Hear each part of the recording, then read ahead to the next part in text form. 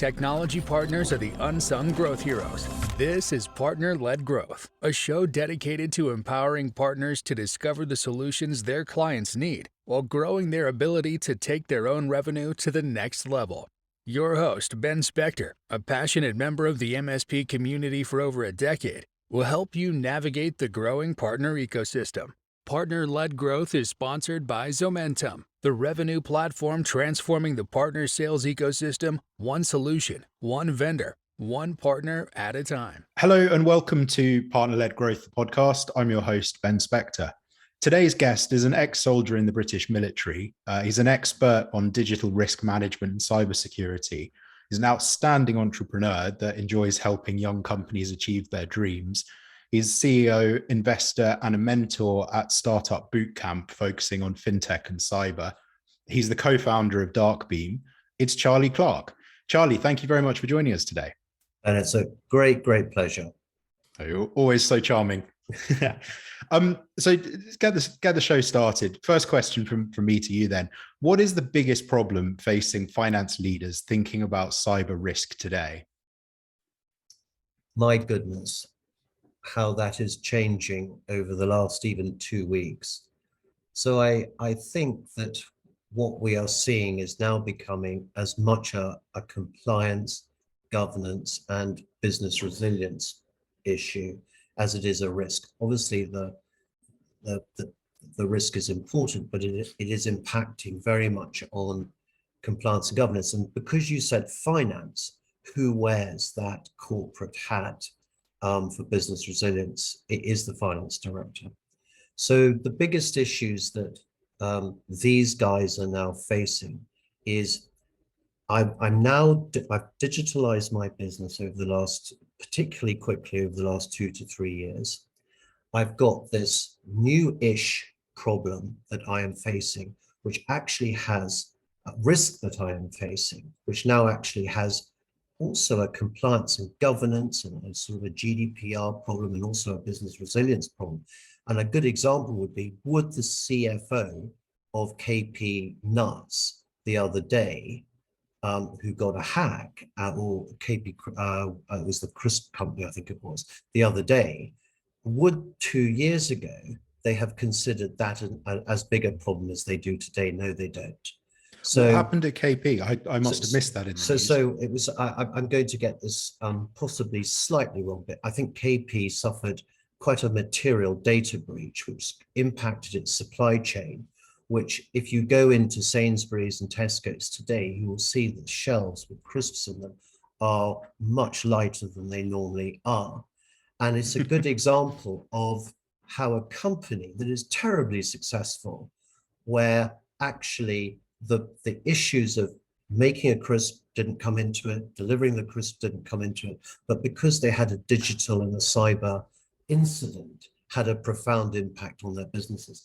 And I can't help highlighting the point, because we're speaking today, Monday, the 21st of February, is that what is happening on the eastern side of Europe in Ukraine, and what not just the Americans are encouraging their businesses to do, but over the weekend, GCHQ and the National Cybersecurity Centre reiterated to all UK businesses to ensure that all of their patching and all of their cyber hygiene and best practices were checked, because going forward, we do not know what a very large state actor is likely to be up to behind the scenes, which is in this digital world. So as a finance director, you're looking at your responsibilities, and that now includes your digital and your cyber strategy, and how you are going to ensure that that is business ready and is going to defend the company from any nefarious activities. So just to kind of distill that down into the key points, the finance leaders are increasingly responsible for cyber risk, is I think what you're saying. And with what's going on in Russia, Ukraine, that Eastern Front, at the moment, the cyber risk landscape has got a lot worse.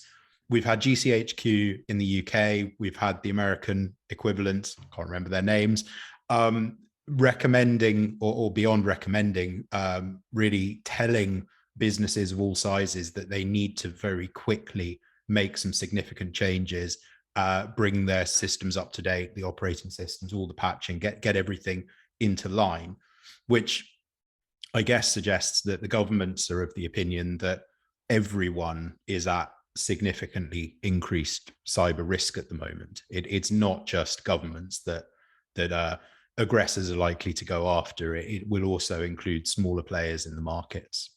I think that's right, and that's actually coming out in the data. If you look at the cyber threat landscape in the fourth quarter of last year, you saw the average ransom demands go up by 60% to about $300,000. Now that in itself was quite a profound increase, but you should see where it came from. It did not necessarily come from the larger companies. It came from actually those companies that are one sort of step down from the larger companies. And the reason being is that the gangs, the bad actors that are trying to extort companies, are finding it actually easier to do it in the mid-market companies to the smaller companies, in that by hacking and extorting a large company draws a huge amount of attention in the press against them. And you will see that over the last 3 or 4 weeks, those that do follow what's happening in Russia, even the Russians have started locking up their gangs because they're actually quite bored of the PR that it's generating. So we're finding that those gangs are getting smarter, they're hunting differently, and they're looking at those companies that are quite large companies, but they're in the mid-market and with a lower profile, and that is coming out in the data quite materially. However, the large companies have got a different problem now. The gangs may not necessarily be targeting them directly. They now have the state actors. If what is happening in Eastern Europe is going to happen, the state actors are going to focus on those utilities, the telephone companies, and those national infrastructure providers. I doubt it comes as any surprise to our audience that the risks are increasing, and that, I mean, the 60% increase of the ransom demand between last year and this year, it's probably more than I was expecting, but it's not, it's not totally surprising. How do we solve these problems? What can those finance leaders do to solve the problems? It's fascinating, isn't it? Because I was on having a debate the other day with a dear friend of mine who runs an MSP, and he is saying, we've lost that battle, we now have to live with it. But that's not your question. How do we better understand how we should behave and we should act? Well, one of those, I think one of the better things that's been sort of presented to me is that not every company is equal. So you have small companies, large companies, medium-sized companies, those companies that are in certain sectors. I'm just going to say builders, for instance, or road layers and things like that are very different from software manufacturers.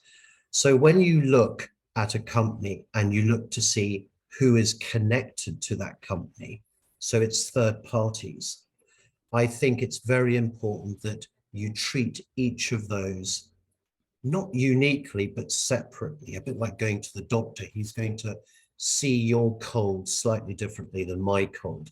So the MSPs and all of those guys that have a great number of different clients in their cohort of client base, their partners, to look at those slightly differently depending on which sector they're in, and then let that flow down to the third parties that they are likely to be connected to, because we're so hyper connected today. It just takes one of those entities to be breached for it potentially doing that waterfall effect of going to that virus or that ransomware or whatever it is, going down of the value chain within that group of connected companies. So One way that we do this is in Darkbeam, is helping our clients and those MSPs that we work very, very closely with, is monitoring their external vulnerabilities. So what does a hacker see? And if we can accurately and continuously give those clients of ours that view of, of that company, who they are doing business with, they are able to, when there's vulnerabilities emerging, be able to work with that company to plug them. And then what we also do, and I think it's very, very important, because you've got to actually look at the, how does ransomware begin and end? It often begins with breach credentials and such things. So we are constantly monitoring the chat rooms and the pastebins and all of those different places for breached credentials that pertain to that particular client. We combine those two things together, and that client of ours is then able to paint a very accurate picture as to the vulnerability of that particular company to a bad actor, and then combine the threat environment, because the threat environment is very important, because bad actors tend to follow sectors. So, they might be lawyers one minute, they might be legal firms one minute, or they might be biotechnology firms the next minute, whatever it may be. We overlay that together.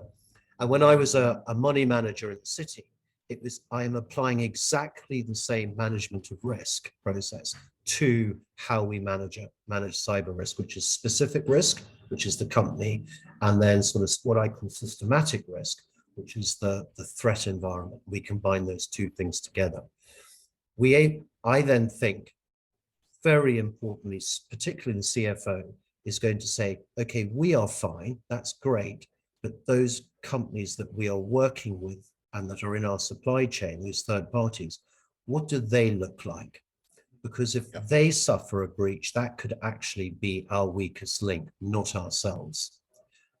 We saw a slightly unrelated context, but I mean, it's not that unrelated.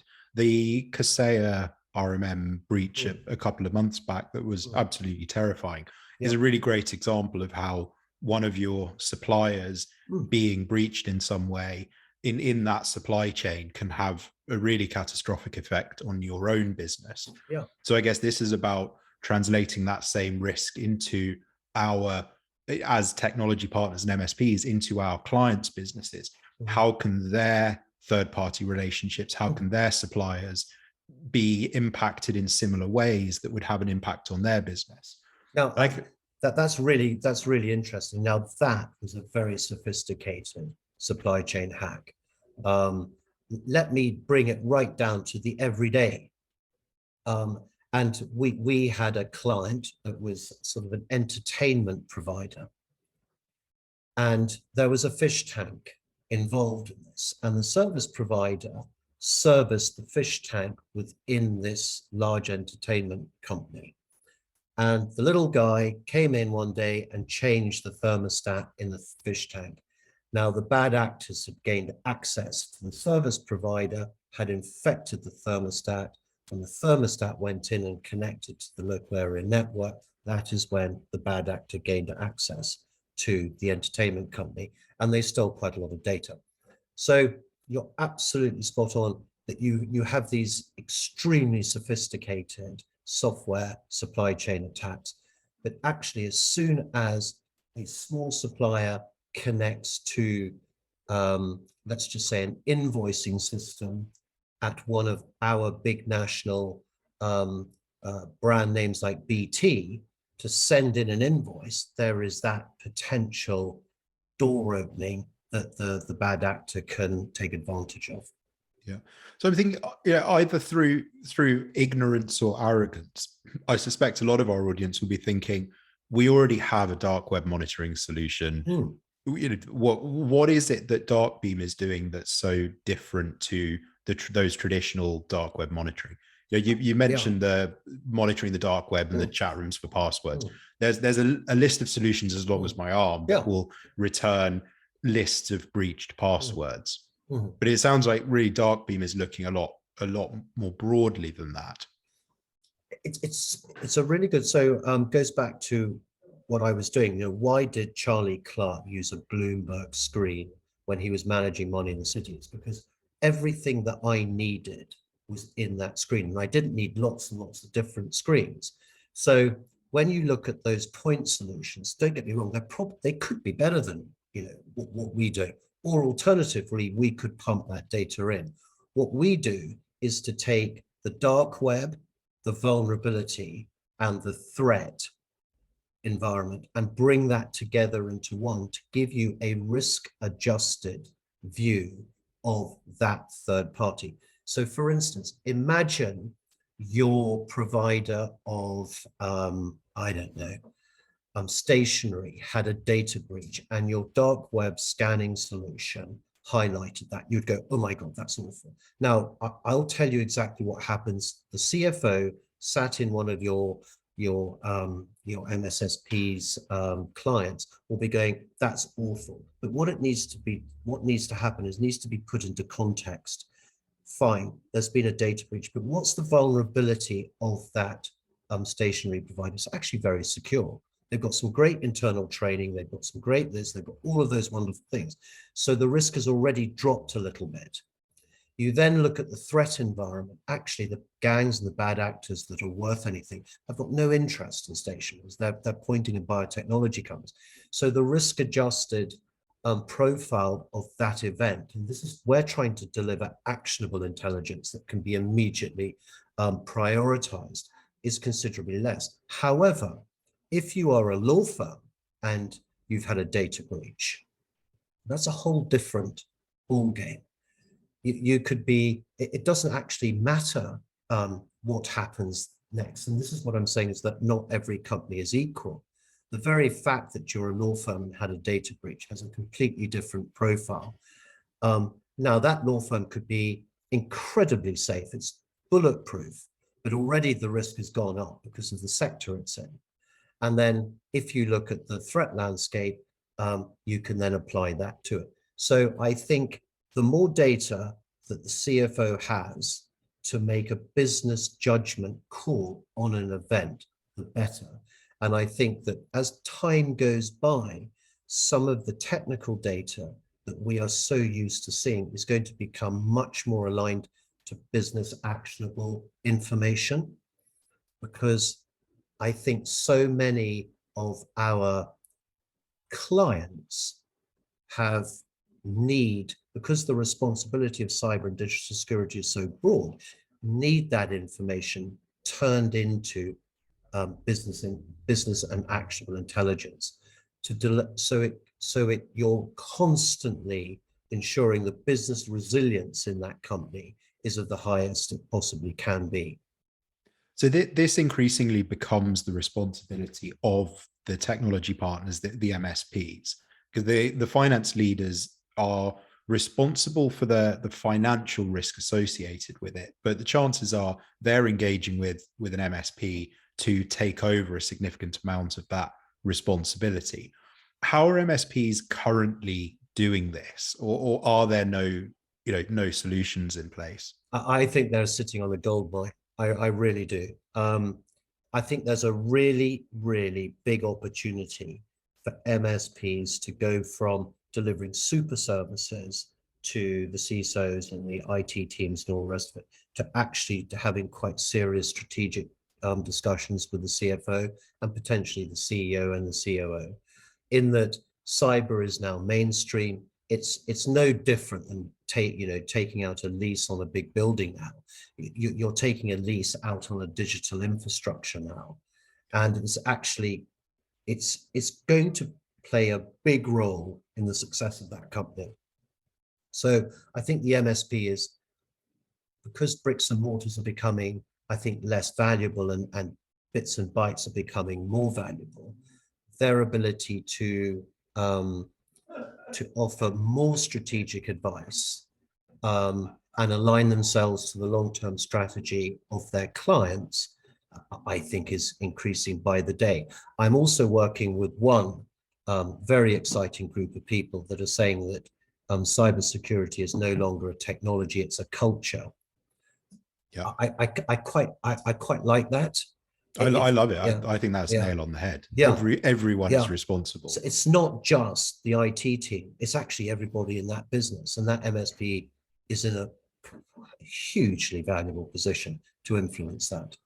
Yeah. The whole purpose of this podcast is to help the MSPs and technology partners start to think about the challenges faced by the other functional leaders within the business. Mm-hmm. I think traditionally MSPs have really focused their efforts and their conversation on the CEO or managing director role within those businesses. Mm-hmm. And I think increasingly that top level business leader doesn't actually understand fully the challenges, the productivity issues faced by the other functional leaders within the business. You know, you've got the HR managers that have a need for some kind of HR solution or holiday booking. You know, it could be the most basic things. Yeah. But the CEO doesn't really want to get concerned with how people are booking their holidays. And you know, if we look at the issue here with the cyber risk and the CFO, there's a real case then to be made for the MSPs trying to have more of a conversation with the other functional leaders within their client businesses. So how does that finance leader get heard? That's really good. So let me go back one. So I've been a CEO and I am a CEO and I've done all sorts of jobs in the past. When I was a CEO of a publicly quoted company, and I was one for some time, we had something called a risk register. Now, private companies, I would like to think all private companies possibly have one somewhere, but that risk register, and I was thinking about this the other day, there is a potential digital risk register that the MSP can help their client develop. And that can be done in a very operational way, which covers those individual work streams within that client. Now that will speak directly into the CFO's playbook when he goes into the boardroom and starts discussing stuff. Because just as you said, in that risk register, there's going to be HR, there's going to be procurement, there's going to be that. And if you have that, a digital risk register, I'm not talking about an operational one, a digital one, where all of those digital assets are identified, not just the applications that you're using, but the data that sits within those applications is clearly identified. And I've modeled this myself. You then start to build a very powerful audit and register of your digital assets with those applications, which I believe the MSP can influence quite materially in building a digital strategy for tomorrow with that CFO, including, you know, starting to build ROI models, which I've started to do, et cetera, et cetera. Yeah. You know, if we look at how the CFO is currently trying to compile that digital risk register, you know, how are they doing the research for what they need to understand, and you know, how are they actually getting this information? No, they don't. They walk straight down the corridor. They put their head around the corner of the poor CTO's office or the CISO's office and barks an order to say, give me it.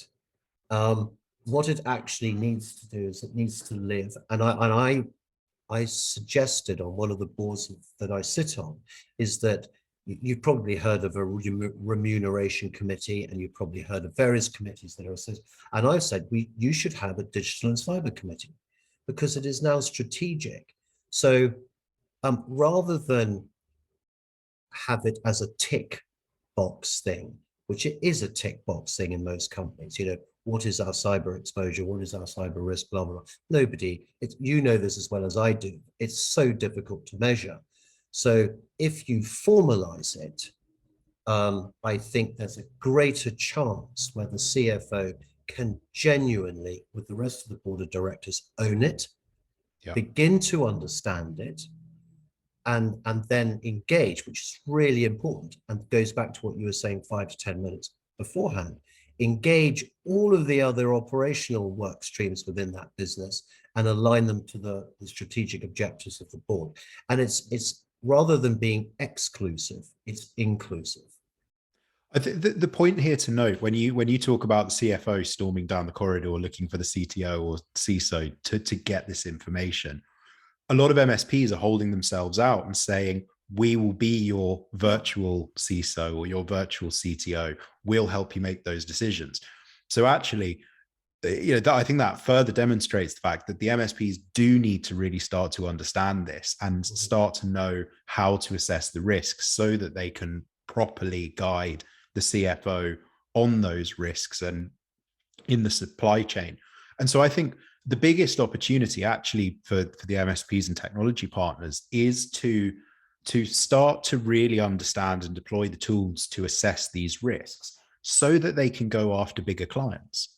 Because most, I would think a significant portion of our audience are dealing with maybe the 20 to 50 employee businesses or the 50 to 100 employee businesses, and everyone dreams of dealing with that next level up on the on the scale, because the bigger the clients, the more money there is to be made.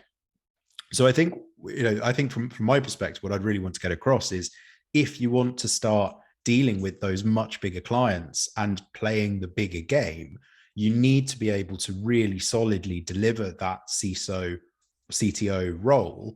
And actually, a lot of that comes down to the that external vulnerability assessment and the overall risk picture. It's not enough to just deploy basic dark web monitoring that is going to turn up breached passwords occasionally and email the business owner saying, hey, we found some of your passwords on the internet, you might want to change those. Sure, there is some value in that, but it's not where we're really unlocking big opportunities here. I totally agree. And let me just take that to one stage further. So if the MSP, and I was working, and I work with lots of them, you look at a client A, and I don't know, it's a law firm, for sake of better word. You know that a law firm's third-party relationships, there's going to be software providers, there's going to be accountants, there's going to be all different types of categories. It's being able to understand that, tell them you understand that, and then move that into a strategic strategic business case. Because if the MSP can do that and show, because you can do it through platforms like myself, everything is quantifiable now. You can start to measure this on a daily basis, and then start to, and I just sent out 3 or 4 emails this morning, one to a French company, where by adjusting a few things, I can bring the quantifiable risk down by about 10%. The CFO dropped off, he just went, get on with it, because I was able to measure it. And then by tomorrow or the next day, we'll do it again, and he will see the change. So I think if the it doesn't matter whether you're an MSP, anybody, I think today, because the CFO is becoming quite important, one has to consider how you measure your service and the output of your service, because the average CFO is a numbers person, and he wants to quantify, or she wants to quantify, everything. If we're talking about numbers, one of the things I wanted to tackle is objections to a solution like Darkbeam. What are the most common objections you get when? So I understand you sell both directly to end clients, usually at a slightly larger scale, but increasingly working with technology partners, those MSPs, to deliver Darkbeam to their clients. What are the most common objections you get, and how do you work around them? It's really, so it hit me straight in the face when I set up this company. And there are lots of, as you just said, there's lots of solutions that do bits of the same sort of thing. What I have found my clients, including MSPs, whether direct or not, absolutely loathe is this great big wave of information, and let's just call them, the information is vulnerabilities. You get a list of vulnerabilities. Now, speaking to the world's 21st largest bank 3 or 4 weeks ago, he says, I'm so bored of somebody giving me a list of vulnerabilities of let's just say 200 third parties that we are engaged with. That just gives me 200 problems. You haven't solved my problem. You've just given me Just made it 200, you've just increased my problem by 200 times. So what we are finding is, and this is why I now almost always work with MSPs and all the rest of it with us, is that yes, we're going to deliver that person the 200 issues, but we come, and because the MSPs have this broad list of services and technologies, we come with a solution. So we will actually fix that. This is what we'll do. We've prioritized it in a risk matrix. We're going to fix, and it's super for the MSPs because they sell their services into that problem. I've identified it, but they then fix it, and it's actually quite symbiotic because my business model is not one of services; it's one of delivering tech. So I work very well with these guys to because we've got some super clients, direct clients that I am now playing these partners of mine into those clients because the client is saying, I want you to fix it. Yeah. So there's a second opportunity we've uncovered there. The first one obviously was if you want to start working with bigger and bigger clients, you need to become more of a CISO. You need to have the tools to be able to understand the financial impact of risk, not just find those vulnerabilities, but the financial impact of those risks. But the second one is by deploying tools like Darkbeam, you can actually uncover a lot of very actionable risks that you can prioritize appropriately. It gives you the insights, the analysis to be able to quantify those risks to the client that you're trying to sell them to. I know. And you begin to manage the risk with the client's blessing because you then be able to deliver a managed service. I know it is a managed service, but you're able to hopefully increase your revenue quite nicely because of these signals. I think that there's a conversation I hear playing out quite often is MSPs who are building out their mandatory security stack. They're starting to include more tools in it to provide slightly broader protection. But quite often the complaint they have is that the more they add to the stack, the more expensive it becomes, the harder it is to sell. Yep. And it sounds to me then like having Darkbeam as part of that stack, while it increases the cost to some extent, it actually is going to help give them the ammunition to justify the cost of the rest of the stack, but then also justify the expense of even further tools. If they've got a basic cyber stack and an advanced cyber stack, by getting the basic stack in, including a solution like Darkbeam, hopefully then it will actually give them a lot of the ammunition to be able to then go back with the advanced cyber stack and some actual actionable insights to deliver to the client to justify why they need to spend more on the advanced stack. And obviously the advanced stack then starts to bring more revenue and hopefully more profit for the MSP. I think you're right. I'm very conscious about my market and all the rest of it. And I think that the reason I'm in business, I love competing and I love working with people to be more successful. So the way that we have approached this right from day one is speed, scale, and scope and savings. So we don't know anybody at a price point that's remotely close to where we are. So actually, when we are replacing things, the MSP is not reducing their prices at all, but they're getting hopefully a better feed in for less. And so their margins are going up. But what I am finding is because of the speed, scale, and scope of what we're doing, is that we're giving the MSP the ability to walk into, let's just say it's a 50-man or 100-man business, whatever their client is. And they've got, I'm just going to make this up, 60 third parties that they are connected to, or 100 third parties that are connected to. We can turn that on for the same price like that. That gives the MSP potentially 60 more leads from that one. Yeah. So if you look at our biggest client, British Telecom, we go into British Telecom, we've now got 30,000 third parties that we're monitoring and measuring today. And the state of California, we've got 750,000. So the scale that we bring makes the opportunity, quite potent. Yeah. And that's the difference with our business model, is the scale and speed at which we can work. Yeah, that makes sense. And I like hearing that when solutions are working with some of these mammoth companies, you mentioned State of California, British Telecom, tens, hundreds of thousands of employees in those kinds of organizations. So I think it really helps to lend credibility to the solution we're discussing. Absolutely. And we've got government organizations that use it as well.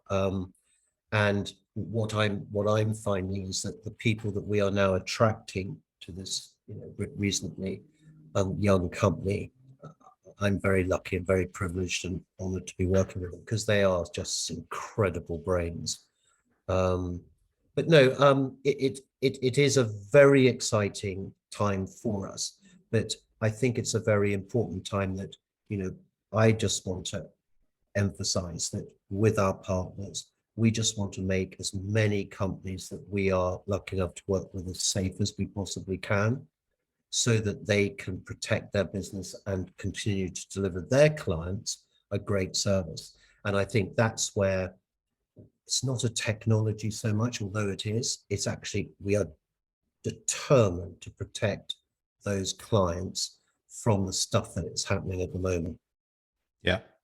So obviously this podcast is sponsored by Zementum, which is a sales and revenue platform. So one of the questions I've been absolutely determined to ask all of my guests is, can you tell me about one of your most memorable sales? I suppose British Telecom.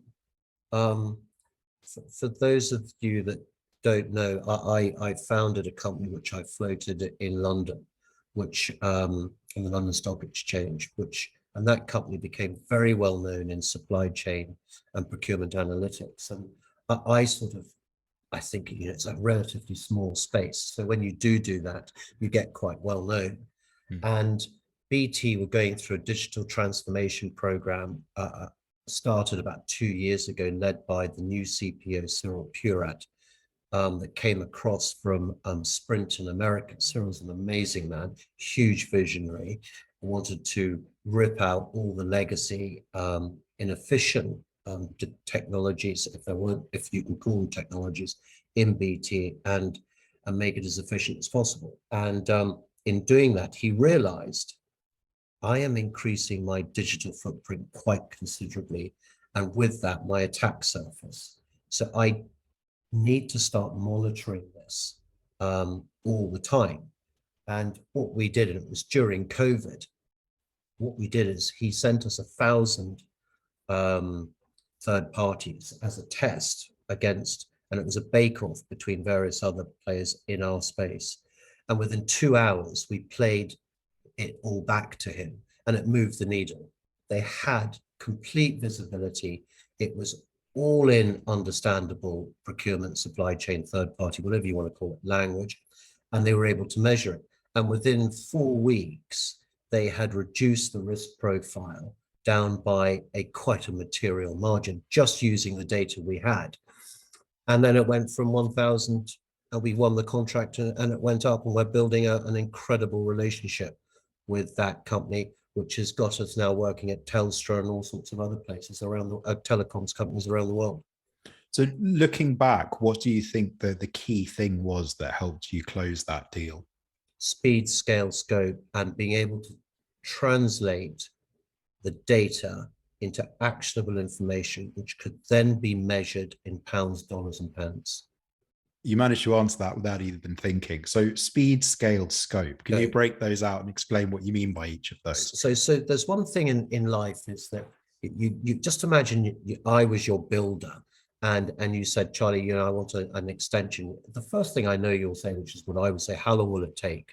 Oh, I think I'd ask, how much is it going to cost? Exactly. Well, how much is it going to cost? Exactly. Well, he was to say that as well, because he was procurement. But key thing in procurement, in any business, is speed. And I've always known this. And it doesn't matter whether I started something 10 years ago or today, I always want to do it quickly to deliver value. So speed, to do that 1,000, to analyze and to play back 1,000 third parties in 2 hours. just move the needle. They were expecting 2 weeks. Yeah. The scale, most of our competitors, if you gave them 1,000, I think would struggle. Yeah. We did it in a very short period of time. And now we can, you can actually sign onto the platform and load up 1,000 and it'll be done in minutes. And then the scope was our ability to take this technical data, not just the vulnerability of the third parties, but also all of that external stuff that we were talking about earlier on, bring it together and turn it into a language that BT understood that they could then action. And a lot of people, I've been told there's a criticism that a lot of our competitors get is they throw business people technical data and tell them to get on with it. We don't. We tell them what to do with the data, not what the data is. Yeah. And I think there's a big difference is there's a vulnerability there. No, we say you fix this by doing this. And they weren't fazed by it. They were, I think, terribly skeptical on day one. Oh, we're going to get more data. We're going to get more this, and we won't know what to do with it. No, we ignore all of that and just told them what to do with it. And there was a bit of a relief. Yeah. So last question then. If we had to apply that speed, scale, scope principle to our MSPs and technology partners, if they are going to apply speed, scale, scope to their own sales processes, how can they do that? What do they need to change? What do they really need to be thinking about to sell better? Okay, so I have lots of MSPs and MSSPs as partners and clients, whatever you want to call this. And a good example was, this is absolutely about a week old. We went to one of the UK's largest technology manufacturers, and the MSP was absolutely front. I was in the back, and what we did is we asked them for their third parties, a list of their third parties, of which they gave me 12,000, and within a day I delivered the salesperson of that MSP the business case and what the benefits were to sell their services, not Derby. We were baked into it. Their services of how to deliver them value and to not secure, but to better manage their third-party risk profile. And we got the order within about 72 hours. It was the speed at which we were able to take a problem, turn it into a business case, and make it tangible for the CFO to go, I can now see this. I don't have to imagine it or try and think of what it looks like. We actually did it. And so I think that everything that we do now, doesn't matter whether you're selling Darkbeam or whether you're selling something else, as a salesman, if you can deliver something very quickly that is a tangible outcome, the business case writes itself. Yeah, it's interesting. I think so. One of the recent shows I've done was with the senior vice president product at ActiveTrack, and his insight into selling better was to spin a story around what you're trying to sell, make it relatable. And I think when you talk about making it tangible, really you're saying the same thing. I think in the first meeting, you have to storytell. And I think your colleague was absolutely spot on. Storytellers will always provoke, skeptical people into tasting the drink, so to speak. So you've got to be a brilliant storyteller and to begin with. But then after that, the storybook has to be slightly pushed to one side, and you've got to, deliver the goods. I often call it the sizzle in the sausage. You've got to go into the room. You've got to go into the room, you create the sizzle and all the rest of it. You have them salivate, but then you've got to deliver the sausage. The sausage has to be there. And that's what I call it with my clients. Let's create the sizzle, but the sausage has to be 72 hours behind that sizzle. Charlie, I love it. The sausage has to be there. We're going to definitely carry that through into any sales processes. Thank you very much for joining me today. If people are looking for you online, presumably they can find you on LinkedIn, Twitter. Yeah, go for it. Love to meet everybody. Yeah. So yeah, send Charlie a connection request, or if they want to know more about Darkbeam.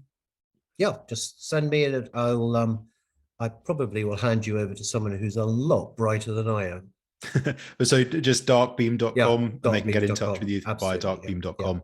Yeah. And am I right in thinking you've also got a personal blog, Data of Things? Yes, I do. My So goodness. dataofthings.co.uk, if you want to follow a bit more of Charlie's personal inner ramblings. And they are very inner and very rambling. Charlie, thank you very much. Pleasure. Thanks, Ben. Bye-bye now. Thanks for listening. If you want to get more from today's show, check out the show notes and share this episode with a friend. Earn, grow, and manage revenue quickly and cost-effectively in the Zomentum Revenue Platform. To learn more, check out zomentum.com. See you in the next episode.